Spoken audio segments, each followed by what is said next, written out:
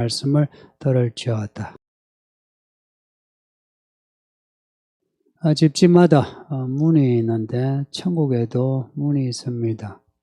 문이 하나가 아니고 12개 됩니다. 천국에 문이 동서남북으로 있어요. 각 방향으로 3개씩 해서 12개 문이 있어요. 아무나 그 문으로 못 들어가요.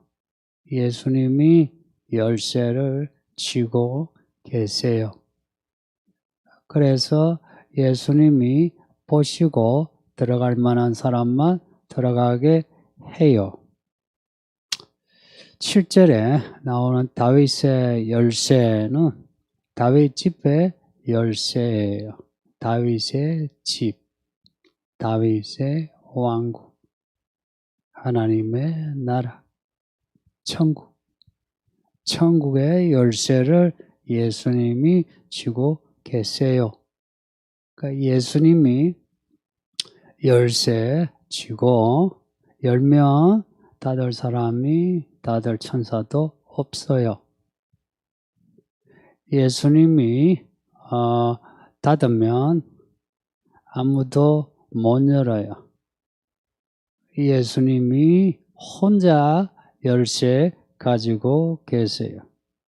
그래서 천국에 가는 거 또 살아서 하나님의 나라 체험하는 거 전적으로 예수님께 달렸어요.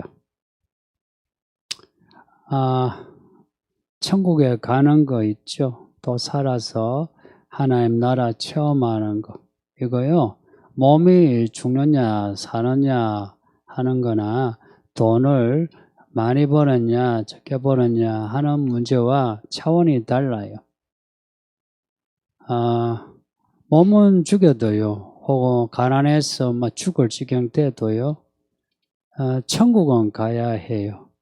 그래서 몸은 죽여도 영혼은 죽이지 못하는 사람은 겁내지 마라 하세요. 성도님들, 영혼을 죽일 수 있는 예수님을 겁냅시다. 예수님이 문을 닫으면 못 들어가요. 그러니 예수님을 겁내야 해요. 복음서에 문 이야기 나오는데요. 예수님이 열처녀 비유 말씀하셨어요. 그거 나중에 예수님이 오시면 천국에 들어가느냐 못 들어가느냐 하는 내용이에요. 5 처녀는 기름을 준비해가지고 그 혼인잔치 집에 들어가요. 근데 5 처녀는 나태해가지고 기름을 준비 못했어요. 그래서 준비하고 들어가려고 하니까 문이 닫혔어요. 그 문이 닫혔다 하는 거는요, 천국에 못 들어가는 거예요.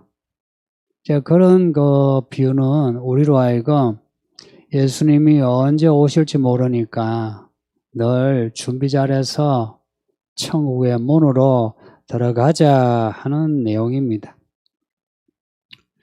8절에 보면 예수님은 빌라델비아 교회에게 열린 문을 두셨대요. 문인데요. 열린 문이래요. 그러니까 이 빌라델비아 교회는요. 문을 아예 열어놓고요. 다 들어가 그러신 거예요. 그러니까 앞에 우리 5교회 읽었는데 5교회 내용에서는 볼 수 없는 정말 파격적인 내용이에요. 그 빌라델비아 교회가 그 7교회 중에 특별한 교회예요. 그래서 빌라델비아 교회에 대해서는 저도 할 말이 많고요. 또 여러분도 많이 아셔야 해요. 지식으로 아는 것도 알아야 되지만 우리 삶에 있어서 어떻게 믿어야 하나 하는 문제를 빌라델비아 교회 통해서 배우는 게 좋습니다. 이 빌라델비아 교회는 뭔가 특별한 믿음이 있어요. 그 예배 드리잖아요. 예배 드리기 전 혹은 예배 드리는 우리 이렇게 예배한다, 예배 드린다 하는 거예요. 예배를 드림으로 뭘 얻느냐? 믿음을 배우는 거예요. 그 믿음을 배운다는 거는 하나님 나라를 더 많이 가진다는 거예요. 그 믿음으로 천국 간다는 거 들어보셨죠? 그래서 예배에서 기도, 찬송, 설교, 이걸 통해서 믿음을 배워야 해요. 그냥 예배에 왔다가 가는 거 있죠. 혹은 지금 텔레비전 앞에서 그냥 보기만 하고 끝내면 예배는 죽은 예배가 돼요. 앞에 사도교회에 대해서 그러셨죠. 산 것 같으나 죽었다고. 예배에서 믿음을 안 배우면 그건 죽은 믿음이 돼요. 그것은 우리를 무력하게 만들어요. 근데 예배에서 믿음을 배우면 생기가 있어요. 예배 드리면서도 생기가 있고요. 예배 끝나고 일상을 사는데 생기가 있어요. 생기 발랄한 거 아시죠? 이 사람이 생기 발랄한 사람이 좋지 생기가 없는 사람은 옆에 있는 것도 힘들어요. 우리 성도님들은 예배를 통해서 생기 발랄한 성도가 되시길 바랍니다. 이 생기는요, 구원이에요. 구원의 힘이에요. 그래서 예배를 통해서 구원받지 않은 사람은요, 구원의 길을 발견하고 구원받는 거고요. 구원받은 사람은 구원을 확증하는 거예요. 하나님이 내게 구원을 주시고 은혜를 베푸신다. 이걸 알면 기분이 좋죠. 이렇게 기분이 업되는 게 이게 이제 생기예요. 앞에 교회들에서 예수님이 교회들의 문제를 지적하셨죠. 왜 문제 지적하느냐? 그것 때문에 생기가 없이 죽어가니까. 그래서 문제를 지적하고 해결책을 말씀하시잖아요. 해결책을 말씀하지 않고 책망만 하면은 참 그냥 주눅만 들겠죠. 근데 그게 아니라 해결책을 제시하잖아요. 그러니 예수님이 제시하는 그 문제는 문제 고칠 만한 거예요. 그러니까 이런 겁니다. 여러분의 성경 창세기에서부터 요한계시록까지 읽어보시면 이 말씀이요. 그래 잘한다, 힘내라, 아이고 괜찮다, 내가 복 줄게 하고 이렇게 또닥또닥거리는 말씀만 있는 거 아니에요. 실은 또닥거리는 말씀보다 문제 제기하시는 말씀이 더 많아요. 그러니까 하나님은 거룩하시고 의로우신데요. 거룩하지 않은 것에 대해서, 어렵지 않은 것에 대해서 문제의식을 가져요. 문제의식을 가지고 문제 제기하죠. 그리고 해결책을 주시잖아요. 그러니 예배하는 우리요, 문제의식을 같이 가져야 해요. 이 말씀이 문제를 제기하고 하나님이 문제의식을 가지고 이렇게 설교도 하는데 나는 문제 없어. 이러면은 예배가 안 되죠. 사실 요즘 많은 사람들이 문제 불거지는 거 버거워해요. 부부간에도 그렇고요. 회사에서도 그렇고요. 이런 믿음에서도 그래요. 그러면 인생에 발전이 없어요. 사실 생기가 없는 거예요. 그래서 특히나 이 말씀이 문제 제기하는 이 문제의식을 같이 넣게 해요. 그래서 이 문제의식을 같이 느끼려고 해야 이 말씀이 귀에 들어오죠. 한번 여러분의 성경을 차분하게 읽어보세요. 전부 문제의식의 내용이에요. 그리고는 해결책을 제시해요. 그러니 우리도 문제가 문제다 하는 것을 받아들이고 해결책을 또 말씀해서 찾는 겁니다. 그렇게 찾으면은요, 그러면은 우리 인생이 더욱더 발전되는 거죠. 발전된다는 건요, 집을요, 짓는데요, 기초 파고요, 1층을 짓고 2층을 짓고 3층을 짓고 이렇게 집을 짓는 과정과 같아요. 오늘 본문에는 앞에서는 그 교회들의 문제 제기하고 그리고 해결책을 말씀하셨죠. 이 빌라델피아 교회는 별로 문제될 게 없는 교회네요. 서울기는 교회도 이런 교회 되었으면 하는데 언젠가 되겠죠. 근데 상을 말씀하는데요. 상도요. 그냥 아이고 기분이다 상 받아라 이런 게 아니고요. 상을 받을 만한 이유를 말씀해요. 8절 보세요. 내게 너의 행위를 아는데 내가 너의 행위를 아는데 너가 작은 능력을 가지고 내 말을 지키며 내 이름을 배반하지 않았다고 해요. 이 작은 능력이라 힘이 없는 거예요. 뭐 믿음이 작다 아니면 돈이 없다 배운 게 없다 이 범주에 다 들어가요. 그래서 무거운 짐을 못 져요. 큰일 못 해요. 말은 예수님 말씀이고요. 여기 나오는 이름은 예수님의 이름이죠. 그러니까 이 작은 능력, 작은 믿음이라 이 말씀 이걸 지키는 게 버겁거든요. 근데 버거운데 힘에 지나도록 이 말씀을 지켰다는 거예요. 약한데도요, 예수 이름을 배반하지 않았다, 시인했다, 이야기예요. 그 10절에 똑같은 말씀 하는데요. 너가 나의 인내의 말씀을, 이 참고 견디라는 말씀을 지켰다고 해요. 보면요, 그 능력이 크냐, 작으냐, 일을 많이 했느냐, 적게 했느냐, 이런 거 안 물으세요. 말씀을 잘 지켰느냐 하는 거예요. 말씀을 많이 받으면 많이 지키고 적게 받으면 적게 지키는 거예요. 그러니까 말씀을 잘 지키느냐 하는 거예요.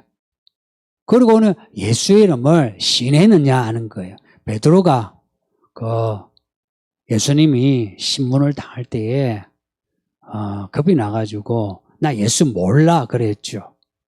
이 빌라델피아 교회는 그러지 않았다는 거예요. 여러분은 지금 어떠세요? 이 성경을 읽고 이 설교 또 들으시죠? 이 성경 읽고 들은 거, 이 교회에서 배운 거, 말씀을 잘 지키나요? 잘 지키세요? 지키시나요? 또 가정에서나 직장에서나 여러분 집안에서 예수의 그 이름을 부끄러워하지 않고 또 숨기지 않고 드러내서 예수님 이야기도 하고 교회 이야기도 하고 또 적극적으로 예수 믿으세요 라고 하는지요? 혹시 여러분 중에 이 빌라델피아 교회처럼 작은 능력, 믿음도 작고 돈도 없고 뭐도 없고 뭐도 없다는 분은, 그런 분은 이 말씀에서 잘 배워야 돼요. 없을수록 말씀을 잘 지키세요. 앞에 두아디라 교회, 에베소 교회는요, 뭐가 많았어요. 어떤 교회는요, 처음보다 하는 일이 더 많았어요. 근데 빌라델피아 교회는 그런 내용이 없어요. 다만 말씀을 잘 지켰다. 이 말씀을 잘 지켰다는 이 짧은 내용에 담겨진 이야기들을 우리는 찾아서 우리도 배워야 해요. 또 힘이 있다 하는 분들, 나 믿음이 커, 나 돈 좀 있어, 배운 게 있어 하는 분들, 그런 분들에게 한마디 해야 되겠어요. 힘들어 하십니까? 그렇게 힘이 있으면 그 힘에 맞게 일을 해야 되죠. 그리고 말씀도 배워야 되죠. 그렇게 돈도 있으면 그 돈만큼 돈 내야 안 됩니까? 근데 빌라델피아 교회는 그렇게 안 큰데도 힘에 지나도록 했다는 거예요. 그러니 천국의 문이 열려 있더라는 겁니다. 예수님을 믿는다는 거는요, 말의 문제가 아니라는 건 아시죠? 요한계시록에서 내내 행위를 말씀해요. 오늘 본문도 그래요. 내가 너의 행위를 아노니. 예수님은 지금도 똑같은 말씀이에요. 우리의 신앙 고백을 아노니 이러지 않으세요. 너의 행위를 아노니. 근데 그 행위의 기준이 우리하고 다르다는 거, 이걸 잊으면 안 돼요. 그리고 요한계시록 끝에 심판하시는 기준도 행위예요. 1장에서 시작하면서부터요. 1장 3절에서 이 말씀을 읽고 듣고 지키는, 또 22장에서 행위를 판단하시는, 또 그 중간에 14장에 보면은 휴거된 이 14만 4천이 나오는데, 그들이 어떤 사람이냐? 예수에 대한 믿음을 지키는 혹은 행위, 이 두 단어를 같이 연결해서 보셔야 돼요. 성경은 이런 패턴이 있어요. 하나님의 그 캐릭터가 있죠.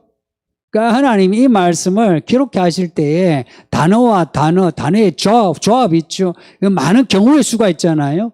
그 단어의 조합들, 패턴이 있어요. 그리고 문장과 문장과의 행간의 의미, 이 패턴이 있어요. 이거 읽어내는 거 그렇게 어렵지 않아요. 이거 있죠. 내가 하나님을 잘 믿어야지 하는 진지한 마음으로 읽으면요, 가르쳐줘요. 근데 내가 이 말씀을 진지하게 안 배우고요, 그냥 가벼이 내가 읽고 들으면요, 그러면은 첫날 만날 읽어도 몰라요. 첫날 만날 성경 읽고 설교 들어도 몰라요. 이렇게 행위를 강조하는 이유가 뭐냐? 일곱 교회에 대해서도 똑같죠, 그렇죠? 너희 행위를 안 오니 그러죠. 이유가 뭐냐? 아까 말씀드린 1장 3절에요. 이 말씀을 지켜라 하고는 왜냐 하니까 때가 가까워서 그렇대요. 무슨 때겠습니까? 예수님이 오실 때예요. 속히 오신대요. 2000년 전에 이 말씀 하셨어요. 그래서 많은 사람이요, 에이, 또 급주네 그래요. 양치기 거짓말처럼 들어요. 아니, 때가 아직 안 되었을 뿐이지 거짓말 아니죠. 곧 오신대요. 곧 오신다면 우리 생각에 내일쯤 오시려나 믿을 수 있죠. 내일쯤 오신다 생각을 할 수도 있는 거 아니에요. 내일이면 너무 가깝습니까? 그럼 내년으로 할까요? 내년이 좀 너무 가까워요. 한 100년 뒤로 할까요? 이렇게 미루는 이유는요, 예수님이 그렇게 안 좋아서 그렇죠. 내가 여기에 있는, 내가 살아가는 여기가 좋은 거예요. 내 돈이 좋은 거예요. 그래서 지금 집 사고, 결혼하고, 하면, 돈을 모은 사람들 있죠. 그러면 내일 예수님이 오는 거 반가울까요? 아파트 청약해가지고 내일 들어가는데 내일 예수님이 오신다면 할렐루야 하겠습니까? 놀랄루야 하겠습니까? 아이고 놀래라. 아이고 그렇게 빨리 오시노. 무슨 시어머니 오시는 것처럼. 아이고 천천히 오시지. 그러지 않겠습니까? 근데 성경은 그런 태도가 아니에요. 내일 오신다는 거예요. 그래서 오늘 우리가 할 일을 말씀하고 있어요. 내일 오시고요. 오늘은 내일을 준비하는 시간이에요. 성경의 시간표가 그래요. 이거는 배우셔야 해요. 오늘 이 말씀을 읽어야 되고요. 들어야 하고요. 지켜야 해요. 지킨다는 거는 우리의 행위가 수반되는 거예요. 이 말씀을 읽어본 사람은 알아요. 이 창세기에서 요한계시록까지요, 이 내용이요, 우리가 죽어서 할 일을 말씀하지 않아요. 이 내용은 전부 다가 우리가 살아서 해야 할 일을 말씀하고 있어요. 과거의 기록이라도요, 옛날에 살았던 사람들의 이야기예요. 그래서 우리로 하여금 이 말씀을 통해 삶을 배우라는 거예요. 어떤 사람의 이야기는 그렇게는 살면 안 돼, 배우지 마 해서 반면교사로 가르치고 있는 거예요. 그래서 오늘 우리가 해야 할 일은요, 아주 단순 명료합니다. 이 말씀을 읽고 듣고 그리고 행하는 거예요. 이 말씀에 뭐가 있느냐? 우리 삶의 기업이 있어요. 단지 이 말씀 양심대로 살아라 그런 말씀만 있는 거 아니에요. 하나님의 일이 있어요. 하나님의 일이 있다고요. 하나님의 이야기가 있다고요. 그 일을 감당하라는 거예요. 그러기 위해서 기본적으로 해야 할 일이 두 가지예요. 반복입니다.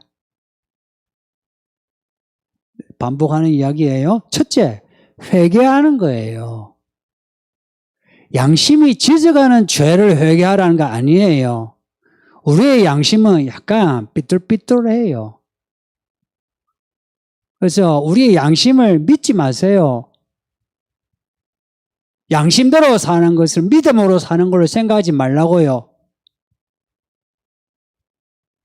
믿음으로 사는 것은 말씀대로 사는 거예요. 곧 이 말씀이 짖어가는 죄를 들으셔야 해요. 이거는 말씀을 안 들으면 죄가 죄인 줄 몰라요.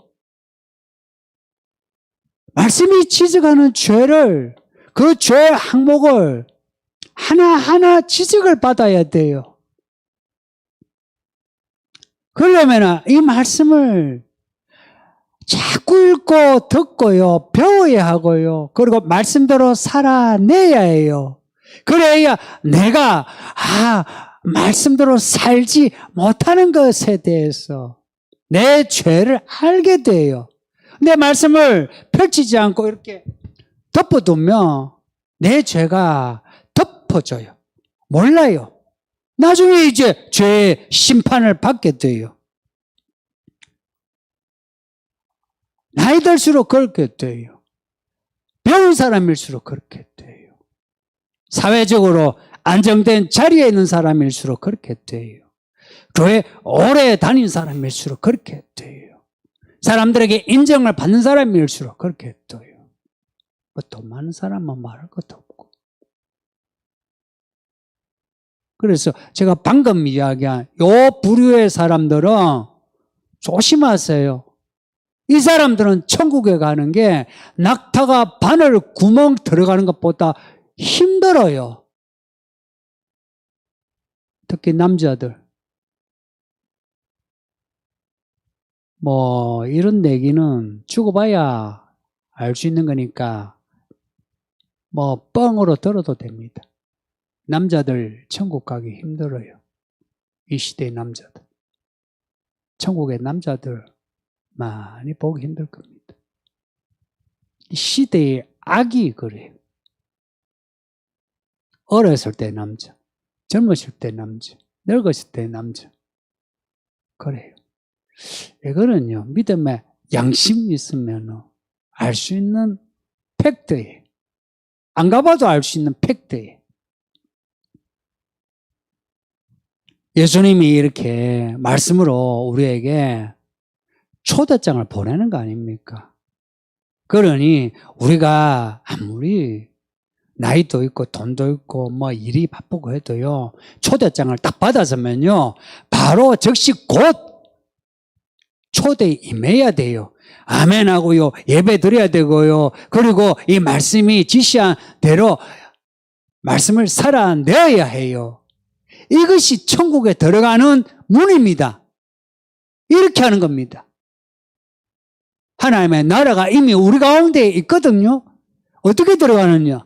이 말씀에 대해 즉각적인 반응해서 하나님의 나라를 우리가 경험하게 돼요. 왜냐? 하나님의 나라는 그 역동성이 있어서 즉각적인 반응이 아니면 아무도 캐치 못해요. 하나님의 나라가 캐릭터가 그래요.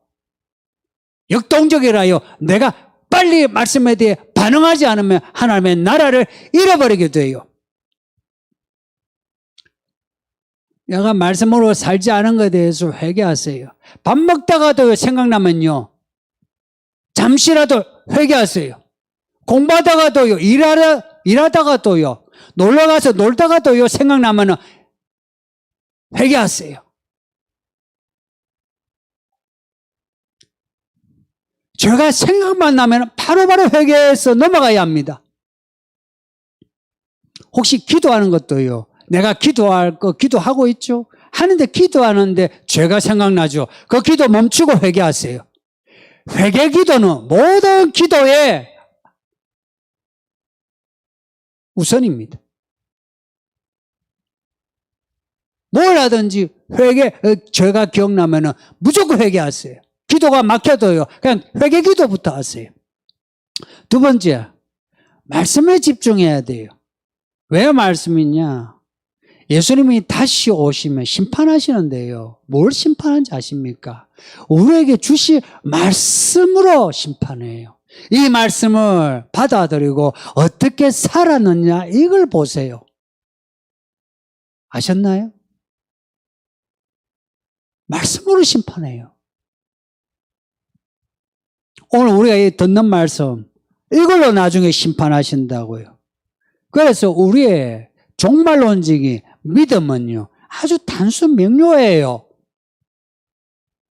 오늘 회개하고 오늘 말씀을 읽고 듣고 말씀으로 사는 거예요. 그렇게 말씀으로 살면 제가 저 별거 아닌 사람이지만 장담을 하죠.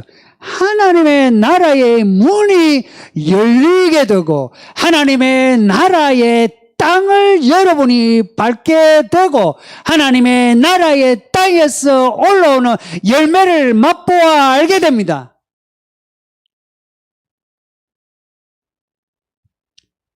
희한한 일이 일어납니다. 남자를 모르는 마리아가 아이를 낳는다 하는 천사의 그 말을 듣고는 아이고 내가 어떻게 남자도 모르는데 애를 낳겠습니까 하니까 하나님의 말씀은 넘지 못할 것이 없다 그래요. 기적이 필요하신 분, 기적은 간단해요. 그냥 회개하셔서 흰 옷 입으시고 그리고 말씀대로 사세요. 하나님 어떻게 하시나? 정말 이거는 제가 장담할 수 있습니다. 한번 해보세요. 지금 어렵게 사시는 분, 에이 이거 믿어도 별거 없나 하지 마시고 저도 어렵게 살았거든요. 지금 어려우시면 그렇게 해보시라고요. 본문에서 약속하는 일이 있습니다. 이 빌라델비아 교회에 대해서 시험의 때를 면하게 해주신다. 10절에 시험의 때를 면하게 하신다 이 말씀은 고난과 재앙, 불행과 역경, 고통에서 면하게 해주신다는 거예요. 여기에 지켜 면하게 한다는 같은 단어예요. 그냥 지키다는 단어예요. 이 말씀이요. 이래요. 너희가 내 말을 지켜서니 나도 너희를 지켜주마 이런 단어입니다. 앞에 지킨다, 뒤에 지킨다 같은 단어예요. 원문이 같다고요. 그러니까 우리가 이 말씀을 지키면요 하나님이 우리를 지키세요. 그런데 시험의 때라고 하는 것은요 뒤에 나오는 요한계시록 뒤에 나오는 7인의 이 많은 재앙들에서 우리를 지켜주신대요. 거기에다가 이 한글 성경에는 하나 더 면하게 해주신다고 하나 더 얹었어요. 아 정말 잘 얹었어요. 정말 면하게 해주세요. 그러니 예수님들 앞으로 이 세계가 어떤 변화가 있을지라도 두려워하지 않아도 돼요. 내가 이 말씀을 지키는 한 하나님이 나를 지켜서 재앙을 면하게 하신다. 살 길을 찾으세요. 10월에 기도 많이 하시나요? 10월에 우울하지 마시고 기도하세요. 기도하세요. 그 다음에 주시는 약속에 성전의 기둥이 되게 하신답니다. 그냥 기둥이 되느냐? 하나님의 이름, 새 예루살렘의 이름, 예수님의 이름을 기록하신대요. 아버지 하나님의 이름, 예수님의 이름, 천국의 이름 주신대. 하나님의 자녀요, 천국의 사람이요. 이걸 약속하신다는 겁니다. 너는 내 거야. 너는 천국의 사람이야. 너는 아버지의 자녀야. 너는 예수의 사람이야. 하고서 영원히 낙인을 찍어버린다는 거예요. 믿음 있는 사람은 그 낙인을 지금도 느껴요. 아, 하나님이 내 이름을 생명책에 기록하셨다는 것을 알아요. 알고서 언젠가는 자신이 천국의 기둥이 되어 거기에 이름이 새겨질 것을 바라보고 오늘 이 말씀을 죽기까지 지키려고 해요. 성도님들. 그런 믿음을 가지기를 바랍니다. 가을입니다. 가을. 추수하는 가을이에요. 이 시대가 추수하는 시대 아닙니까? 예수님이 추수할 시기입니다. 우리에게 주신 이 말씀, 어떻게 하나님이 우리에게 뿌렸던 간에 이 말씀 우리는 싹을 내야 되고 꽃을 피워야 되고 열매를 맺어야 하거든요. 이 가을에 그동안 못다한 믿음의 이야기, 그 이야기를 이루어 갑시다. 얼마 남지 않은 시간이지만은 하루하루, 그 하루하루가 매일이 되는 거죠. 그렇게 한다면은 어느 날인가 예수님이 우리의 이름을 부르실 겁니다. 그때 우리 성도님들, 이 날을 얼마나 기다렸는데, 학고박에 살다가, 작은 집에 살다가 큰 아파트 갈 때에 가슴 설레죠. 그 마음과 똑같이 우리가 하늘로 올라가는 그날 아마 그 순간 엄청난 기대감으로 업이 돼서 아마 하늘에서 안 올래도 우리가 둥둥 떠 있을 것 같아. 그렇게 그날에 구원받는 우리 성도들이 다 되기를 예수의 이름으로 축복합니다. 할렐루야. 이 말씀을 주신 하나님께 감사합시다. 우리 말씀을 생각하면서 합심해서 기도합시다. 우리 아이들아, 너희도 기도해라. 다 같이 기도하겠습니다. 아버지 하나님 감사하게 있을지어다. 아멘. 할렐루야. 하나님께 감사드립시다. 성도님들 반갑습니다. 다 보입니다. 다 보입니다. 예배 신령하게 예배 드려서 좋습니다. 이 온라인 예배 언제까지 드리게 될지 모르겠습니다. 근데 언젠가는 정부에서 반대해도 금지해도 할 겁니다. 그래서 성도님들 겁내지 마세요. 겁내지 마시고 예배 드려야 합니다. 요한계시록 읽으시고 요한계시록 강의를 반복해서 들으셔야 합니다. 반복해서 들어야 합니다. 조만간 스텝 2를 제가 강의하고자 합니다.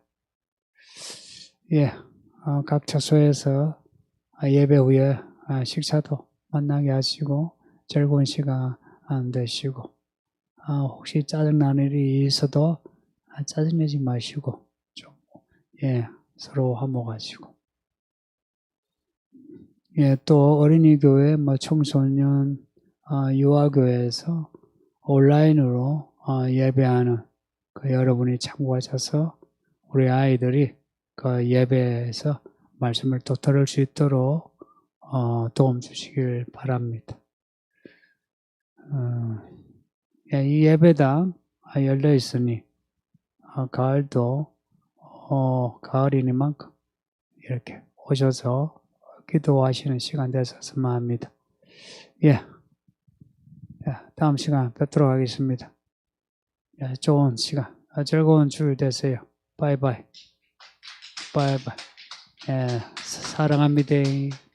데이데이.